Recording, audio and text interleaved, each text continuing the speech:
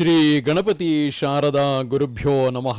ಉತ್ತರಂ ಯತ್ ಸಮುದ್ರಸ್ಯ ಹಿಮಾದ್ರೇಶ್ಚೈವ ದಕ್ಷಿಣಂ ವರ್ಷಂ ತದ್ಭಾರತಂ ನಾಮ ಭಾರತೀಯತ್ರ ಸಂತತಿ.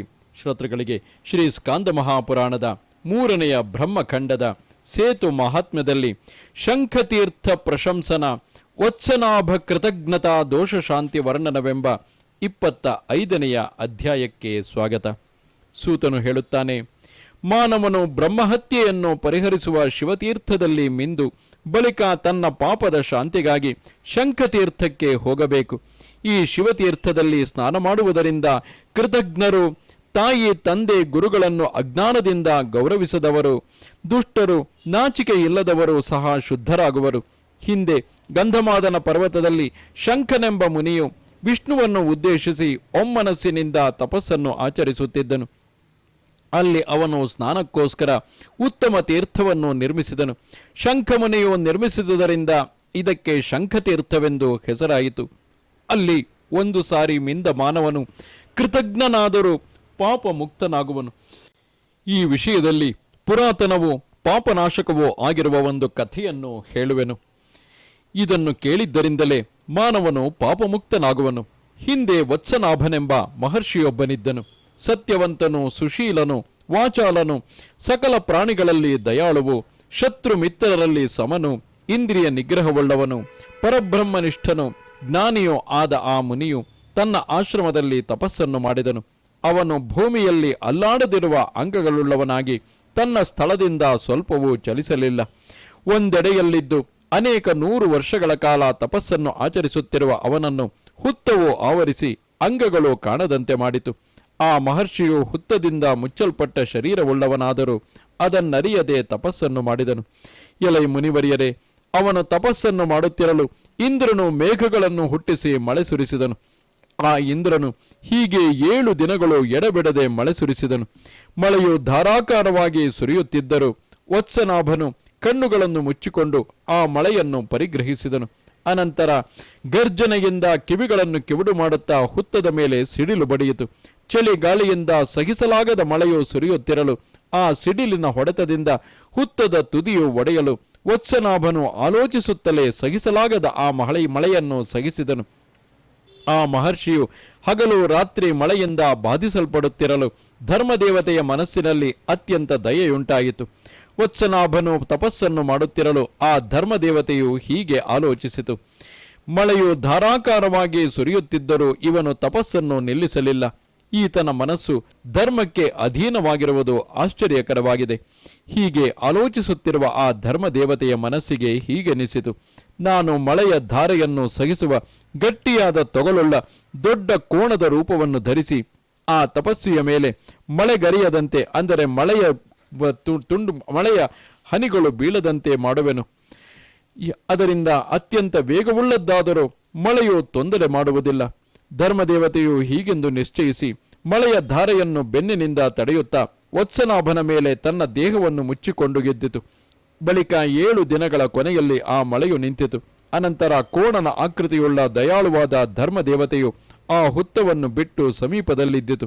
ಮಳೆಯು ನಿಂತ ಕೂಡಲೇ ವತ್ಸನಾಭನು ತಪಸ್ಸನ್ನು ನಿಲ್ಲಿಸಿ ಶೀಘ್ರವಾಗಿ ಸಕಲ ದಿಕ್ಕುಗಳನ್ನು ನೋಡುತ್ತಾ, ನಾನು ಈಗ ಮಳೆಯು ಸುರಿಯುತ್ತಿದ್ದರೂ ತಪಸ್ಸನ್ನು ಆಚರಿಸುತ್ತಿದ್ದೆನು. ಭೂಮಿಯು ಎಲ್ಲೆಡೆಯಲ್ಲಿಯೂ ನೀರಿನಿಂದ ಒದ್ದೆಯಾಗಿರುವುದು. ಗಿರಿ ಶಿಖರಗಳು, ವನಗಳು, ಉಪವನಗಳು, ಋಷ್ಯಾಶ್ರಮಗಳು ಹೊಸ ನೀರಿನಿಂದ ಮುಳುಗಿರುವವು. ಧರ್ಮಾತ್ಮನಾದ ವತ್ಸನಾಭನು ಇವೇ ಮೊದಲಾದವುಗಳನ್ನು ನೋಡಿ ಸಂತೋಷಗೊಂಡು ಹೀಗೆ ಆಲೋಚಿಸಿದನು, ಇಂತಹ ಘೋರ ವೃಷ್ಟಿಯಲ್ಲಿ ನನ್ನನ್ನು ಯಾರೋ ಕಾಪಾಡಿದ್ದಾರೆ. ಹಾಗಿಲ್ಲದಿದ್ದರೆ ಇಂತಹ ಮಳೆಯಲ್ಲಿ ನಾನು ಬದುಕಿದ ಬಗೆ ಹೇಗೆ? ವತ್ಸನಾಭ ಮುನಿವರಿಯನು ಹೀಗೆ ಆಲೋಚಿಸಿ ಎಲ್ಲ ಕಡೆಯಲ್ಲಿಯೂ ನೋಡಿದನು.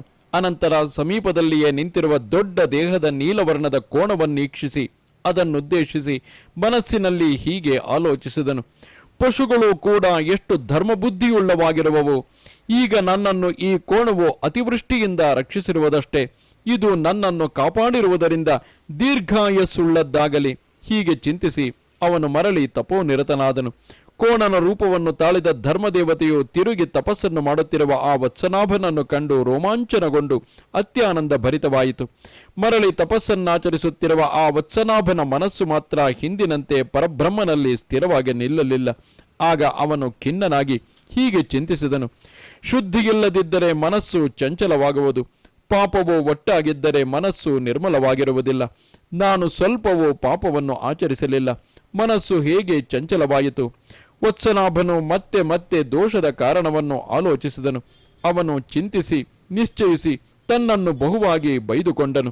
ದುರಾತ್ಮನಾದ ನನಗೆ ಧಿಕ್ಕಾರವಿರಲಿ, ನಾನು ಅತ್ಯಂತ ಮೂಢನಾಗಿರುವೆನು. ಕೃತಜ್ಞತಾ ಮಹಾದೋಷವು ನನಗೀಗ ಸಂಭವಿಸಿದೆ. ಇಂತಹ ಮಹಾವೃಷ್ಟಿಯಿಂದ ಕಾಪಾಡಿದ ಉತ್ತಮವಾದ ಈ ಕೋಣವನ್ನು ನಾನು ಪೂಜಿಸದಿರುವುದರಿಂದ ಕೃತಜ್ಞನಾದೆನು.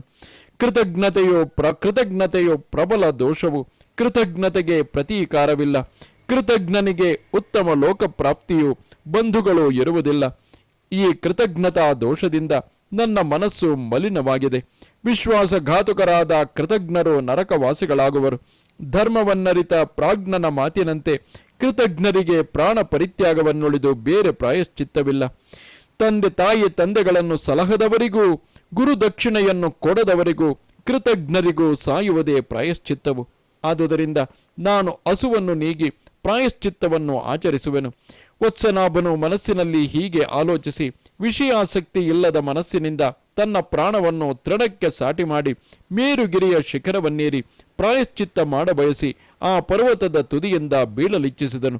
ಆಗ ಧರ್ಮದೇವತೆಯು ಕೋಣನ ರೂಪವನ್ನು ತ್ಯಜಿಸಿ ಪರ್ವತದ ಶಿಖರದಿಂದ ಬೀಳಲುದ್ಯುಕ್ತನಾದ ಆ ಮುನಿಯನ್ನು ತೊರೆ ಮಾಡಬೇಡವೆಂದು ತಡೆಯಿತು. ಧರ್ಮದೇವತೆಯು ಹೇಳುತ್ತದೆ, ಅತಿ ಪ್ರಾಜ್ಞನಾದ ವತ್ಸನಾಭ, ನೀನು ಬಹು ವರ್ಷಗಳ ಕಾಲ ಜೀವಿಸು. ನೀನು ದೇಹವನ್ನು ತ್ಯಜಿಸಲು ಬಯಸಿದ್ದರಿಂದ ನಾನು ಸಂತುಷ್ಟಳಾಗಿದ್ದೇನೆ. ನಿನಗೆ ಮಂಗಳವಾಗಲಿ. ಪ್ರಪಂಚದಲ್ಲಿ ನಿನಗೆ ಸಮಾನರಾದ ಧರ್ಮಿಷ್ಠರಿಲ್ಲ. ಕೃತಜ್ಞನಿಗೆ ಪ್ರಾಣಪರಿತ್ಯಾಗವು ಪ್ರಾಯಶ್ಚಿತ್ತವಾಗಿದ್ದರೂ ನೀನು ಧರ್ಮಶೀಲನಾದುದರಿಂದ ನಿನಗೆ ಬೇರೆ ಪ್ರಾಯಶ್ಚಿತ್ತವನ್ನು ಹೇಳುವೆನು. ಗಂಧಮಾದನದಲ್ಲಿ ಶಂಖತೀರ್ಥವೆಂಬುದೊಂದು ತೀರ್ಥವಿದೆ. ನೀನು ಈ ಪಾಪ ಶಾಂತಿಗಾಗಿ ಅಲ್ಲಿ ಸಾವಧಾನ ಮನಸ್ಸಿನಿಂದ ಸ್ನಾನ ಮಾಡು. ಅದರಿಂದ ನೀನು ಪಾಪರಹಿತನಾಗಿ ಚಿತ್ತಶುದ್ಧಿಯನ್ನು ಪಡೆಯುವೆ. ಅನಂತರ ಜ್ಞಾನಿಯಾಗಿ ಮೋಕ್ಷವನ್ನು ಹೊಂದುವೆ. ಯೋಗಿವರಿಯನೇ, ನಾನು ಧರ್ಮದೇವತೆಯು ನಿನಗೆ ನಿಜವಾಗಿ ಹೇಳುವೆನು ಎನ್ನಲು ವತ್ಸನಾಭನು ಆ ದೇವತೆಯ ಮಾತನ್ನು ಕೇಳಿ ಶಂಖತೀರ್ಥದಲ್ಲಿ ಸ್ನಾನ ಮಾಡಲೋಸುಗ ಗಂಧಮಾದನ ಪರ್ವತಕ್ಕೆ ತೆರಳಿ ಆ ಶಂಖತೀರ್ಥವನ್ನು ಸೇರಿ ಅಲ್ಲಿ ಮಿಂದನು. ತರುವಾಯ ಪಾಪರಹಿತನಾದ ಅವನ ಮನಸ್ಸು ನಿರ್ಮಲವಾಯಿತು. ಆ ಮುನಿಯು ಸ್ವಲ್ಪ ಕಾಲದಲ್ಲಿಯೇ ಮೋಕ್ಷವನ್ನು ಪಡೆದನು. ಎಲೈ ಬ್ರಾಹ್ಮಣರೇ, ಹೀಗೆ ನಿಮಗೆ ಶಂಖತೀರ್ಥದ ಮಹಾತ್ಮ್ಯವನ್ನು ಹೇಳಿರುವೆನು. ಇದರಲ್ಲಿ ಸ್ನಾನ ಮಾಡುವುದರಿಂದ ಕೃತಜ್ಞನು ಮುಕ್ತನಾಗುವನು. ತಾಯಿ ತಂದೆ ಗುರುಗಳಿಗೆ ದ್ರೋಹ ಮಾಡಿದವರು ಇತರ ಕೃತಜ್ಞರು ಇಲ್ಲಿ ಸ್ನಾನ ಮಾಡುವುದರಿಂದ ಮುಕ್ತರಾಗುತ್ತಾರೆ.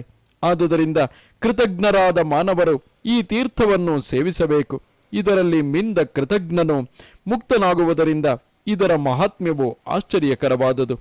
ತಂದೆ ತಾಯಿಗಳನ್ನು ಕಾಪಾಡದವನಿಗೂ ಗುರುದಕ್ಷಿಣೆಯನ್ನು ಕೊಡದವನಿಗೂ ಕೃತಜ್ಞನಿಗೂ ಸಾಯುವುದೇ ಪ್ರಾಯಶ್ಚಿತ್ತವಾಗಿರುವುದು.